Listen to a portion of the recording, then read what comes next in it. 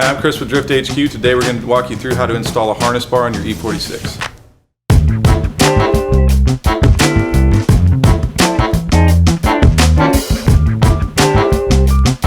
Today the one we're going to be installing is the NRG harness bar. They have a specific for this application at 50.5 inches. That's from the top of the B pillars, and they have it available for a lot of different applications and in a lot of different colors. Now the first thing you want to do when you get into the interior is you're going to have to remove the B pillar trim to get access to the bolts that hold your stock seat belts in. So now to install this, it is much easier to do it with the seats out, and since we are already going to be replacing the seats, it gives us a lot more access to our seat belt bolts and easier to get into the back seat. So first you're going to do is you pull this trim panel here back, pop it off its clips, and you're going to have two plastic retaining clips in there that you want to remove.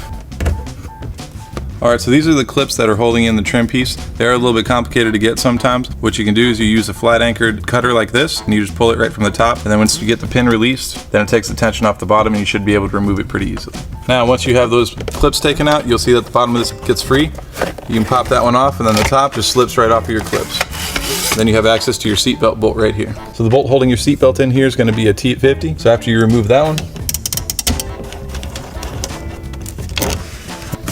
all right, now the lower portion of the seatbelt here is on a metal slide bar. So you want to remove your plastic cover there. And then you'll have another T50 bolt right there.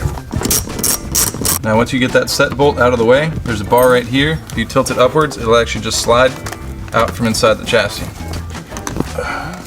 So you can see the shape of it so you know how to wiggle it out of there.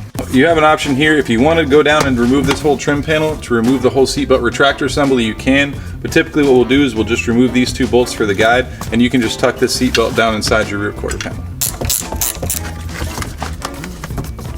Now with that in, you can put your B pillar trim back into place. So for the installation at this point, we're going to leave the B pillar trim removed and we're going to install our crossover bar. Helps a lot if you have somebody to give you a hand. So what you're just going to do is reuse your original upper seat belt bolts, and we're going to get the bar into place. Later on, once we have the bar installed and everything in its final position, you can trim the B pillars to make them fit around the original location. That way you can keep your interior somewhat full. Now for this point, you don't want to tighten up the bolts all the way. You just want to get them in there finger tight so you can still move pieces around. That way you can get all the rest of your bolts lined up before you tighten everything into place. Alright, so for the lower portion here, you have one larger eyelet and one smaller eyelet. The larger eyelet here, we're going to use the factory seatbelt bolt and the factory spacer and pass it through to bolt into our lower mount, which again is going to be that T50 Torx bit. Now the hardware that was provided with the kit was a little bit shorter than what we were looking for, so we got this 3/8 by 24 bolt. It's about 1.75 inches long. Now it came with these two small spacers. We're going to use those to space on both sides of where our eyelet sits, so that way we don't have to worry about it getting bound up once we do our installation. And then you're going to want to pass that right through your harness bar there and secure it on the back side with the lock nut. And then you have the adjustment here to the position where you can spin it, and you can bring your bar down lower or higher based on your shoulder position or where your seat belt position is going to be.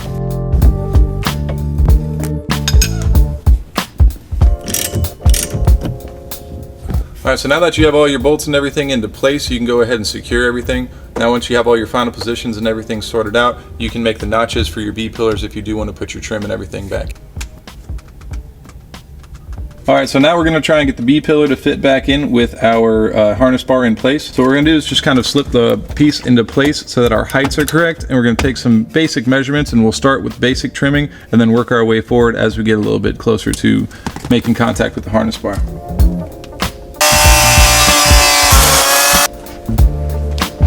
Alright, so now that we have our interior piece here roughly trimmed, we can test fit to make sure that everything lines up. You know, start from the bottom and you got to slide it back up onto these guides in the top first. And the way that we trimmed it, we want this to go behind our harness bar. There. Then this slide up into its set points. Now we can put our original plastic retaining clips back down on the bottom here, and we can put our trim panel back in.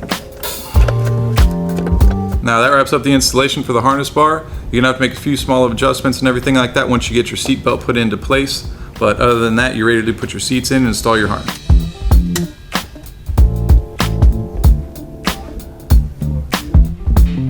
Well, that wraps up our installation. If you have any questions or anything, you can give us a call or an email at info@drifthq. Thanks for watching.